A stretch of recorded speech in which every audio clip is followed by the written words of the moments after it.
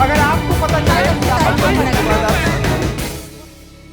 एक और कांड है जिसकी मैं चर्चा करना चाह रहा हूं, कटिहार कांड। 2 दिसंबर 2022 को कटिहार में दियारा की घटना है। वहां पे 4-5 लोगों की घटना हुई, 4-5 लोगों की मौत हुई, जिसके बारे में जो जानकारी अब तक सामने आई है वो ये थी कि वो 4-5 यादव समुदाय से थे, यादव जाति के थे, और मवेशी चराने को लेकर विवाद हुआ, जिसके बाद उनको अब्डक्ट किया गया, उसके बाद उनको मार के फेंक दिया गया। इसके बाद में जब इस बारे में जब लल्लन टॉप की टीम ने रिपोर्ट करने की कोशिश की, तो लोग कह रहे हैं कि इसको सोशल मीडिया पर अफवाह फैलाने की कोशिश की जा रही है। इसको भी लेके राज्य सरकार को काफी घेरा गया और यहां पर भी जाति की बात आई, क्योंकि दूसरी तरफ जिसका नाम लिया जा रहा है बतौर आरोपी, मोहना ठाकुर नाम का व्यक्ति है। संतोष जी, ये घटना जो अब उतनी चर्चा में तो नहीं है, लेकिन अभी से 2 दिन पहले जब हम ये शूट कर रहे हैं, इसके पहले ये घटना भी बिहार सरकार की वर्किंग को काफी चुनौती दे रही थी, पूछ रही थी कि घटना क्या हो रही थी। क्योंकि बिहार सरकार के और पार्टियों से जुड़े हुए कई लोग सोशल मीडिया पे लिख रहे थे, मत चिंता करिए न्याय होगा, मत चिंता करिए न्याय होगा। इस तरह के पैसिफाइंग स्टेटमेंट सामने आ रहे थे। संतोष जी, अभी क्या स्थिति है और घटना क्या है सर? कि मैं वहां जा तो नहीं पाया था, लेकिन मैंने जो लोकली जो गैदर किया है वो ये था कि ये गैंग वॉर था। अब गैंग वॉर में उसको थोड़ा सा गैंग वॉर को कास्ट कलर दिया गया, और ये घटना कोई एक दिन में नहीं हुई है, over the period of time लगातार एक ग्रुप का हुआ, फिर दूसरे ग्रुप का हुआ। ये चीजें कटिहार में ये डोमिनेंस की बात चल रही थी दोनों ग्रुप के बीच में। अब उस चीज को सर्टन नाम लेना सही नहीं होगा, सर्टन लीडर्स ने उसको पोस्ट करके, उसको पैकेज करके इस पर ट्विटर पर डाला, उसको ट्विटर पर ट्रेंडिंग हुई। शुरू में तो हम लोगों ने भी नोटिस नहीं किया था, तो ट्विटर की ट्रेंडिंग के बाद हम लोग नोटिस किया कि एक्चुअली हुआ क्या है। फिर मैंने पता लगाने की इसकी कोशिश की, तो यही पता चला कि है तो ये गैंगवार ही, लेकिन उसको कास्ट कलर इसलिए दिया गया है कि क्योंकि अब प्रोमिनेंट पार्टी आरजेडी है, जिसमें कि एमवाई जिसकी कंस्टिट्यूएंसी है, एक यादव वर्ग है, और एक कंस्टिट्यूएंसी भूमियार की कंस्टिट्यूएंसी है। वो कि उस कंस्टिट्यूएंसी को थोड़ा सा अप फॉर ग्रैब्स होता है, थोड़ा आरजेडी भी लेना चाहती है, और बीजेपी ऑब्वियसली उसको अपनी कंस्टिट्यूएंसी मानती है। तो इस एंगल से इस चीज को प्रेजेंट किया गया जी। हाँ, कौन है लेकिन मोहना ठाकुर जिसकी बात हो रही है और जिसके बारे में बार बार इस तरह के भी कानाफूसी हो रही है कि भाई बड़े लोगों का हाथ है, तो कौन है ये व्यक्ति सर? किसके बारे में कोई जानकारी है? नहीं, उनके बारे में मुझे बेहतर वो ज्यादा जानकारी नहीं है, और नहीं पॉलिटिकल पैट्रोनेज की बात है। ये कहना बहुत स्वीपिंग स्टेटमेंट हो जाएगा ना कि आप जब तक मैं उसको पूरी तरह से तफ्तीश नहीं कर लूं तो मैं नहीं दूंगा। मैं इतना ही मैंने जाना कि ये गैंगवॉर था जिसको कि कास्ट कलर देने की कोशिश हो रही है। अब वो भी था, गलत था, वो एक पॉलिटिकल रीजन से। ये जब एक्चुअल घटना जब होती है उसके कई दिन के बाद जब ट्विटर पर ट्रेंड करता है, अदरवाइज जैसे ये घटना घट गई सारण वाली, जिसको हमने तुरंत रिपोर्ट किया एज ए रिपोर्टर, तो ये घटना ऐसी थी जो कि हमको ट्विटर से पता चलता है कि ऐसा चीज हो रहा था। ये ओवर द पीरियड चल रहा था, चल के एक जब संख्या बढ़ गई, 3 हुए, फिर दूसरी तरफ से मारे गए, तब उसको भूमियार वर्सेस यादव का कलर दिया गया। मणिकांत जी, क्या कास्ट वाला एंगल बाद में ऐड होता है जैसा संतोष जी कह रहे हैं, और वो एक प्राइमरीली एक गैंग वॉर ही था, और अगर था भी गैंग वॉर तो क्या है आपकी फाइंडिंग, यार आप ग्राउंड पे क्या लोगों से जो बात हुई हो आपकी, इस बारे में आपकी क्या फाइंडिंग्स रही हैं? देखिए, संतोष ठीक ही कह रहे हैं। जो खबरें आ रही हैं उससे तो यही लगता है कि गैंग वॉर है, और इस तरह की कोई ऐसी घटना नहीं है जो ये पहली बार इस रूप में सामने आई।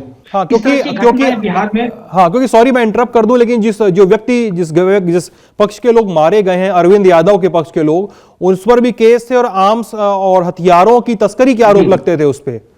जी बताएं इसलिए कर रहे हैं। तो ये इस तरह की जो आपराधिक घटनाएं हैं, जो आपराधिक गिरोह हैं, वो पूरे तौर पे बिहार में सक्रिय है। देखिए, बिहार की जो हालात हैं वो अच्छे नहीं हैं, ये आप हर तरह से देखिए। अब यहाँ पर सबसे ज्यादा चर्चा किसकी होती है, किस तरह के माफिया गिरोहों की चर्चा होती है, तो एक है बालू माफिया गिरोह और दूसरा है शराब माफिया गिरोह। ये दोनों बहुत ही सक्रिय हैं, और इन दोनों ने जो हालात बनाए हैं बिहार के, ये सचमुच में दयनीय स्थिति हो गई। बालू माफिया से मुझे कोइलवर पुल का जाम याद आ जाता है हमेशा, जो हमेशा कभी खत्म नहीं होता है।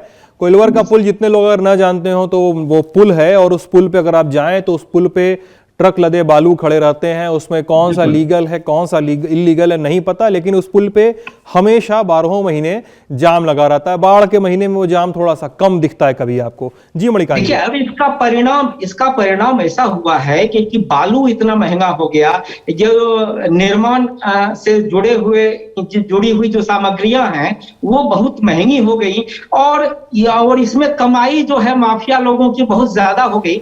और इसमें निश्चित रूप से ये दोनों मामलों में, शराब के मामलों में भी और बालू के मामलों में भी, अगर कहीं से कोई इसके लिए जवाबदेह है तो वो बिहार की सरकार है। और बिहार की सरकार ने चूंकि उनको काबू में नहीं किया, उन पर नियंत्रण नहीं पाया जा सका, यहाँ की पुलिस कारगर नहीं हो पाई, तो वो बढ़ते चले गए। तो और ये सारी जो बातें हैं ये दिखाती हैं कि किस तरह से बिहार में गवर्नेंस जो है वो सबसे कैजुअलिटी हुई है उसकी। गवर्नेंस, ये कहा जाता है कि नीतीश कुमार के शासन को कि सुशासन रहा है, लेकिन ये गुड गवर्नेंस तो कहीं अब दिखता नहीं है। और अभी राजनीति हावी है और गवर्नेंस बहुत पीछे चला गया है। वो कहाँ रहा है? आप बताइए। आपको उदाहरण दे, कल की बात नहीं, हाल में एक बात सामने आई सदन के जरिए, वो ये कि एक सवाल पूछा गया जिस विभाग के मंत्री हैं तेजस्वी यादव, ये जो है नगर विकास विभाग के, तो नगर विकास विभाग के एक मंत्री के लिए जो सवाल पूछा था एक बीजेपी के सदस्य ने, तो उसमें पूछा गया था दरभंगा की सड़कों की बदहाली के बारे में। लेकिन वो जवाब जो लिखित आया, वो जवाब सामने आया, वो था पूर्णिया के बारे में। तब पूर्णिया की सड़कों के बारे में जवाब अधिकारियों ने दे दिया। अब उस विभाग की बात है जिसमें मुख्यमंत्री के सबसे चहेते माने जाने वाले व्यक्ति IAS जो हैं, वो बड़े अधिकारी हैं, वो हैं उस विभाग के सर्वेसर्वा, उसमें वो सचिव हैं।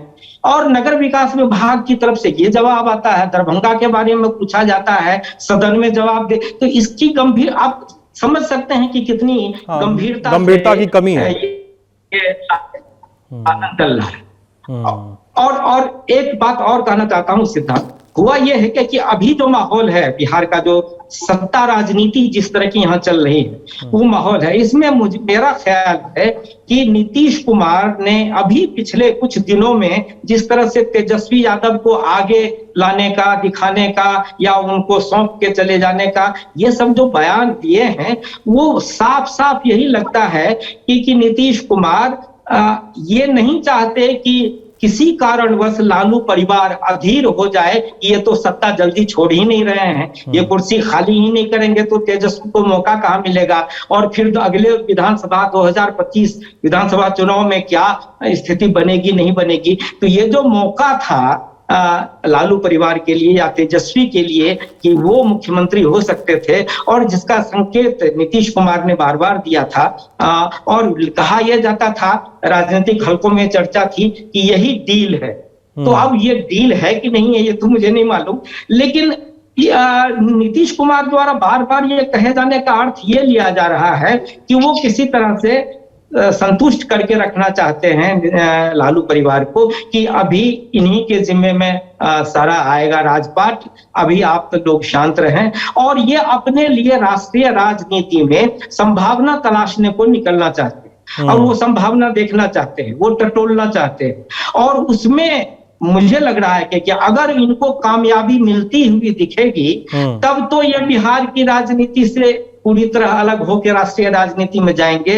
अगर उनको लगेगा कि और कोई क्षत्रप जो है राज्यों में, और जो दल है बाकी कांग्रेस से लेके बाकी दल, ममता जी या और भी लोग, तो वो सब इनको एक्सेप्ट करेंगे कि नहीं, इनका जो एकजुटता करने का जो प्रयास है उसमें कितना साथ उन लोगों का मिलेगा। अब ये सब एक बार तो इन्होंने शुरुआती दौर में देख लिया कि बहुत ज्यादा रिस्पांस उस तरह का नहीं मिला, ताकि इनको जो लगा था यहाँ जो सत्ता का नया महागठबंधन बना, जिसमें कि अब ये स्थिति इतनी बदल गई है कि लोग इनको हाथों हाथ ले लेंगे राष्ट्रीय राजनीति में नीतीश कुमार एक मजबूती से जगह बना लेंगे, वो जब पहले दौर में नहीं दिखा तो अब आगे की संभावना टटोलने के लिए इन्होंने एक तरह से आश्वस्त करना चाहा है तेजस्वी यादव को और लालू परिवार को कि अब इसमें ये आशंका उन लोग उस पक्ष में उभर रही है कि कहीं ये 2025 तक ही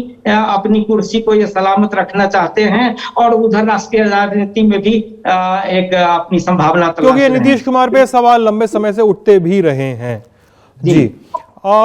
नीतीश कुमार को जो करना हो आगे के लिए, अपने भविष्य के लिए, बिहार की सरकार के लिए, वो करते रहें।